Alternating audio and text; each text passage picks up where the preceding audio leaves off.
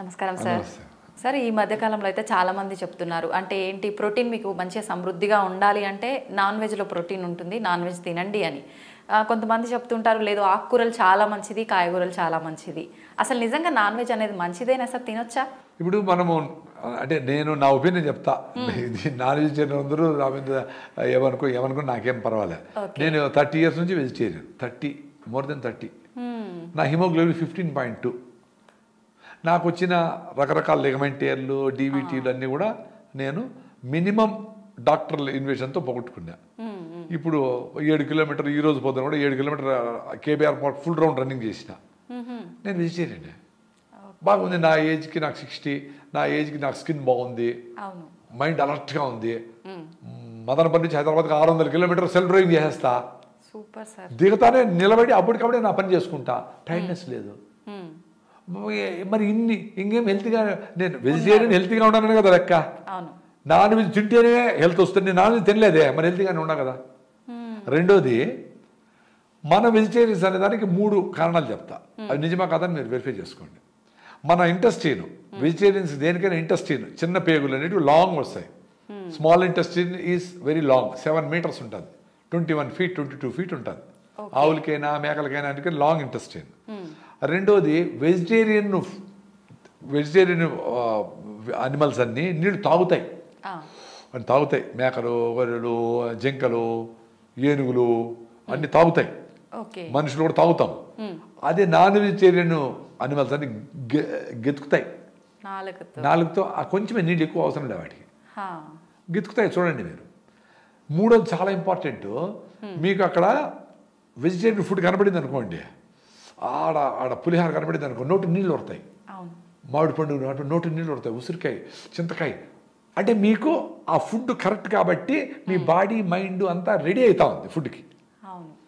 మీకు non vegetarian కోడిని కోసి లేదా చేపలను అట్ట పొట్ట కోసి అన్ని పెట్టామనుకో, మీరు ఏం చేస్తారు? ముక్కు మూసుకుంటారు కదా.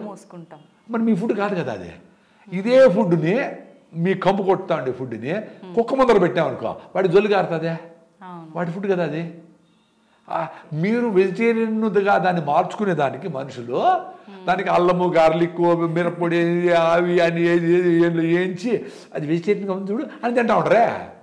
ఎందుకు? మీకు డోపమైన్ కిక్ రావాలి ఆ ఫుడ్ తింటే. దానికోసమని మీరు నాన్ వెజిటేరియన్ మార్చుకొని తింటా ఉంటారు. వెజిటేరియన్ తినడం లే. ఇంకొక కారణం ప్రకృతి పర్యావరణంగా ఏమి, 12 kilos ధాన్యము 1 kilo మాంసాన్ని తయారు చేస్తుంది.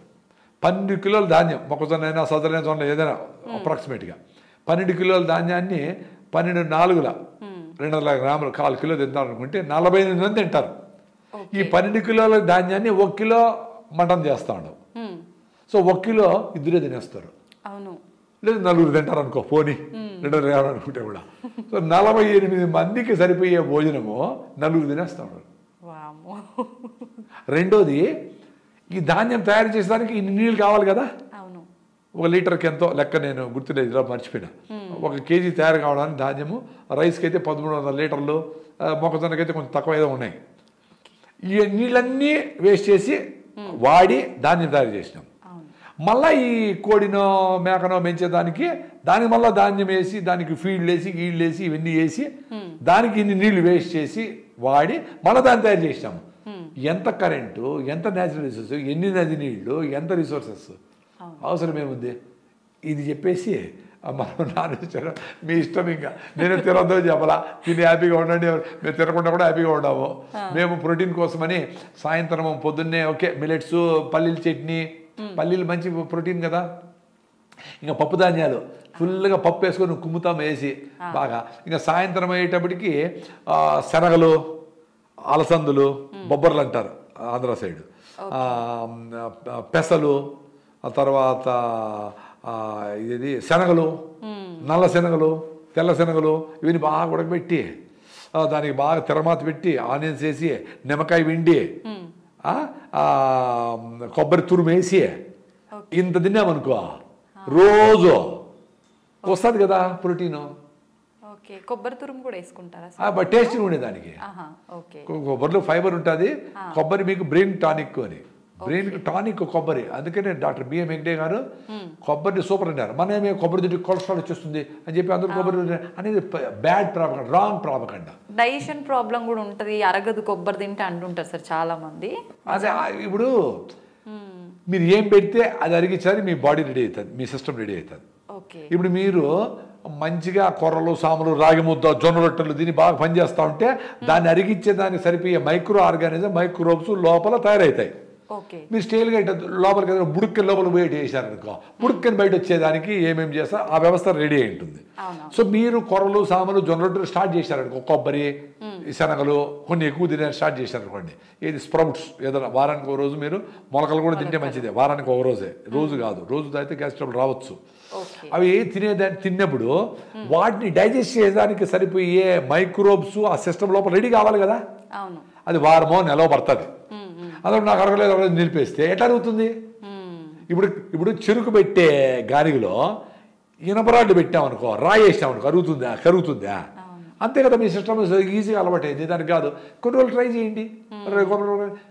2 స్పూన్లు కొబ్బరి నూనె తాగండి పొద్దున్నే. బ్రెయిన్కి టానిక్ అది. మనకు ముసలితనంలో వస్తుంది చూడు, డెమెన్షియా, పార్కిన్సన్స్, అదిరే రోగాలు, ఇట్లా వాటికన్నిటికీ కౌంటర్ అవుతుంది. పొద్దున్నే రోజు మీరు తాగండి కొబ్బరి నూనె 2 స్పూన్లు. చిన్నపిల్లలకు 1 స్పూన్, పెద్దలు 2-3 స్పూన్లు తాగండి. అది అద్భుతాలు చేస్తుంది.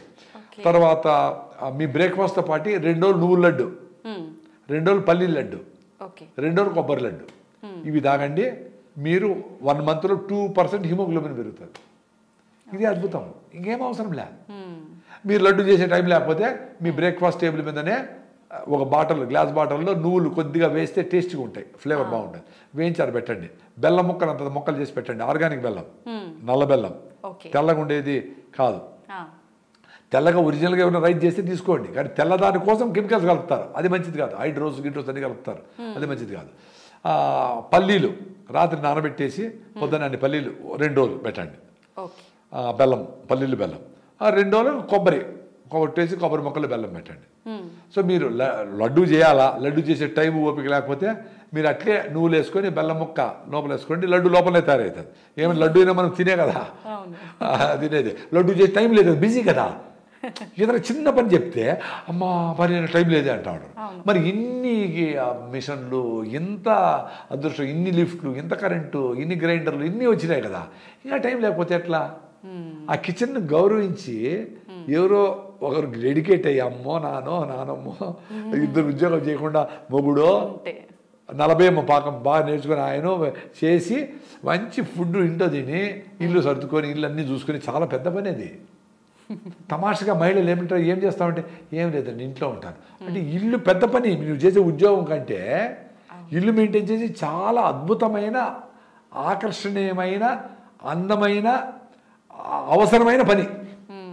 దాన్ని నెగ్లెక్ట్ చేసి ఎవరి చేతిలోనే పెట్టేసి పని వాళ్ళకి కీస్ ఇచ్చేసి అవన్నీ ఏదో చేసేసి ఏదో ఆర్డర్ ఇచ్చి అది వచ్చేసి అది తింటా ఆ ప్లాస్టిక్ కవర్లో వేసుకొని వేడివన్నీ ప్యాకింగ్ చేసుకొని. నేను చూసిన చాలామంది సాంబార్ రసం అంతా ప్లాస్టిక్ కవర్లో ఎత్తుకుంటారు. సో ఈ plastic nano particles, micro particles దాన్ని లీక్ అవుతాయి కదా, అవన్నీ తాగుతూ ఉంటారు. ఎంత అన్యాయం. క్యాన్సర్ హాస్పిటల్ పెరిగిపోతూ ఉండే అన్ని మిస్టేక్లే. ఎట్లా ఇవన్నీ చెప్పాలి కదా పిల్లలకి, పెద్దోళ్ళు చెప్పాలా, టీచర్లు చెప్పాలా, స్కూల్లో చెప్పాలా, మనం మాట్లాడుకునే మాటన్ని ఎడ్యుకేట్ చేయాలి వాళ్ళని. పేరెంట్స్ ఈ పిల్లలకి ఆసు సంపాదించడానికి బిజీగా ఉండరు, టీచర్లు వాళ్ళ మార్కులు తెచ్చారు బిజీగా ఉండరు. ఇంక ఈ విషయాన్ని నేను ఎప్పుడు చెప్పాలా? ఇప్పుడు సెంట్రల్ గవర్నమెంట్ రీసెంట్గా స్కీమ్లో ఈ విషయాలన్నీ, ఎన్విరాన్మెంటల్ ఇష్యూస్, వ్యవసాయము, పని, పాడి పంట, అట్లా చదువు, సంధ్య అన్నీ, అంటే పనులతో పాటు చదువు కూడా ఉండాలా అనేది ఇప్పుడు రీసెంట్గా ఈ ఎడ్యుకేషన్ పాలసీలో వచ్చినట్లుంది. అందుకనే మా పొలం దగ్గర కూడా పిల్లల్ని పిలుచుకొచ్చి కంపల్సరీగా ఫోటోలు తీసుకొని వచ్చినాము, చేస్తా ఉన్నాము, వరి నాటారు, ఏదో కొన్ని చిన్న పనులు చేయించాలని కూడా చేస్తూ ఉన్నాము. నిజంగా ఎంత చేంజ్ అయిపోయింది సార్. ఒకప్పటి కాలంలో అయితే తల్లి తండ్రి వ్యవసాయం చేస్తే పిల్లలు స్కూల్ నుంచి రాగానే వెళ్ళటం, చూసుకోవడం, న్యాచురల్గా ఇన్వాల్వ్ అయ్యేవాళ్ళు. ఏదో ఒకటి మోసుకొని మేము టమాటా బాక్సులు మోసేవాళ్ళం, అన్నీ చేసేవాళ్ళము. అందుకనే మేము హాయిగా ఉన్నాము. ఇప్పుడు మేము వ్యవసాయ కుటుంబము, వ్యవసాయంలో మా నాన్నకి మా అమ్మకి తోడుగా ఉన్నాం కాబట్టి, ఇంటి పనులు కూడా చేస్తున్నాం కాబట్టి మేము ఇప్పుడు అట్లా అందరితో కలిసిపోగలుగుతాం. అసలు వ్యవసాయ విధానాలలో ఆ జాయింట్ ఫ్యామిలీస్ అనేదే పెద్ద సైన్సు. సో ఇవి వీటిలో కలిసి బతుకుతా ఉన్నాం కాబట్టి మాకెవరు సపరేట్గా పర్సనాలిటీ డెవలప్మెంట్ ఏం అవసరం లే. పర్సనాలిటీ డెవలప్ అయిన వాళ్ళతోనే కలిసి ఉన్నాం కాబట్టి ఆటోమేటిక్గా వచ్చింది. సో నాకు ఎవరు కొత్త పాత ఎవరు ఏం లే. ఏదో బస్సులో పోతా అంటే వాడికి ఏదో సమస్య నేనే ఎందుకు గుంతు రాగుంది థైరాయిడ్ అని ఏదో చెప్తా ఉంటా, మాట్లాడుతూ ఉంటా. మా పిల్లల ముందర ఏంది కొత్త వాళ్ళతో అంతా మాట్లాడుతుండవే, మాట్లాడేస్తావే అన్నాడు. కొత్త వాళ్ళతోనే కదమ్మా మాట్లాడాలా, వాడు దిగి వెళ్ళిపోతే వాడికి కూడా చెప్పేది. పాత వాళ్ళు ఎప్పుడైనా మాట్లాడవచ్చు చెప్తాను నేను. ఇప్పుడు అడగలే, ఇప్పుడు జనాలు అందరూ అలవాటైపోయింది, ఇప్పుడు అడగరు ఎవరు. సో మనము కుటుంబం అనేది పెద్దది చేయాల. మీ భార్య బిడ్డలు పెంచేసి ప్రపంచమంతా నాదే చీమను కూడా తొక్కకుండా పోవాలా అనుకున్నామనుకో, మీ భార్య భర్తను ఇంకా బాగా ప్రేమించవచ్చు. ఇంత ప్రేమ ప్రపంచాన్ని ప్రేమించేప్పుడు ఇన్ని టన్నులు ప్రేమ ఉంటే మీ భార్య బిడ్డ ప్రేమించేది పెద్ద పనే, చాలా ఈజీ కదా. అందరూ వేస్ట్ ఫెలోస్ వేస్ట్ అనుకొని ఇంటికి వస్తాను అట్లా డార్లింగ్ అంటే ఎట్ట కుదురుతుంది, అది చెత్త ఆలోచన, చెత్తది. I can love only my family అంటే మిగతా వాళ్ళందరూ ఏం గొర్రెలా. రిలేటివ్స్ ఏదైనా కష్టం వచ్చింది అనుకో, నాకు ఎవరు రాలేదు నేడుస్తూ ఉంటాడు. నువ్వు ఏమైనా కష్టం వచ్చి నువ్వు పోయినావా, మరి ఎట్లా ఎక్స్పెక్ట్ చేస్తావమ్మా? రాంగ్, ఈ సైకాలజీ రాంగ్. మా ఇంట్లో మేము చిన్నప్పుడు మా అమ్మ ఎవరన్నా గెస్ట్ వచ్చారు అనుకో, ఎవరు ఏమైనా కూడా అది పనికి వచ్చింటే వాళ్ళు మాట్లాడే తీరును బట్టే 70 వేడి నీళ్ళు ఉంటాయి, అన్నం చేసి ఏదో చేసి పత్రం చేసి ఏదో దంచేసి ఏదో చేసి నూరేసి అన్న రెడీ ఉంది పోయి రానివాడు. మీరు ఉండారా, మీరు తింటారా, వచ్చినారా, మీరు తినేసి వచ్చింటారులే అన్న ఈ మాట నేను లేవో. మీరు తింటా అంటే వంట చేస్తా, మీరు తింటారంటే వంట చేస్తా, ఏందిరా ఆయన ఏదో ఉన్నది మీరు తినే వచ్చినామా, అయినా కొంచెం తినేసిపోతానండి, భోజనం వచ్చాము కొంచెం వేస్ట్ అయిపోతుంది తింటున్నాండి, ఇట్లా వర్డ్స్ వాడేవాళ్ళు. ఇప్పుడు ఏమంటే ఎవరింటికన్నా పోవాలంటే ఎంతమంది వస్తామో, ఎప్పుడు వస్తామో, దేంట్లో వస్తామో, వెజ్జా నాన్ వెజ్జా, పిల్లలు వస్తూ ఉండరా, ఇన్ని చేసే పిల్లలు వస్తారని తెలిస్తే మమ్మల్ని నెత్తిపెట్టి లోపల పెట్టేస్తారు. ఎందుకు వాళ్ళు ఎరగొట్టేస్తారని, వాళ్ళు పైన ఎక్కువ కాళ్ళు పైన పెట్టుకోలేరు.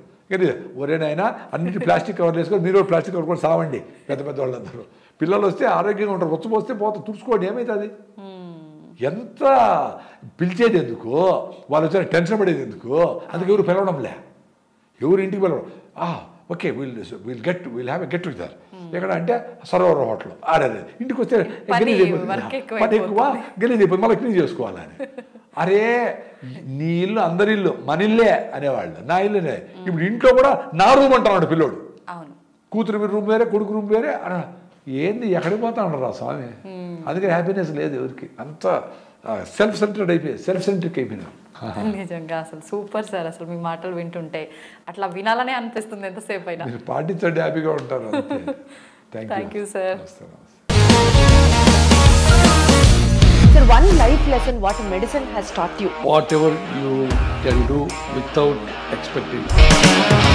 But I really believe మన పాజిటివ్ యాటిట్యూడ్ ఉంటేనే మనం ఏదైనా సాధించగలం. గట్ ని మనం కరెక్ట్ గా డీల్ చేసినట్లయితే అది మనకి పాజిటివ్ హార్మోన్స్ ని రిలీజ్ చేస్తుంది. షుగర్ వచ్చిన వాళ్ళ పరిస్థితి ఏంటి? పొట్ట దగ్గర పెరిగితే దాన్ని ఆండ్రాయిడ్ అంటారు, ఆండ్రాయిడ్ ఫోన్ కాదు. అసలు థాట్స్ ఎందుకు వస్తాయి? బ్రెయిన్ డెడ్ అంటే దానికి ప్రపంచం అంతా కూడా కొన్ని నిర్దిష్టమైనటువంటి లక్షణాలు. మానసికంగా ధైర్యంగా ఉంటే క్యాన్సర్ జయించవచ్చు. You are a doctor for a cause sir, అంతే. వాళ్ళకి వచ్చిన ఆదాయం కాకుండా ఫ్రీ సర్వీస్ ఎంతమందికో చేస్తుంది.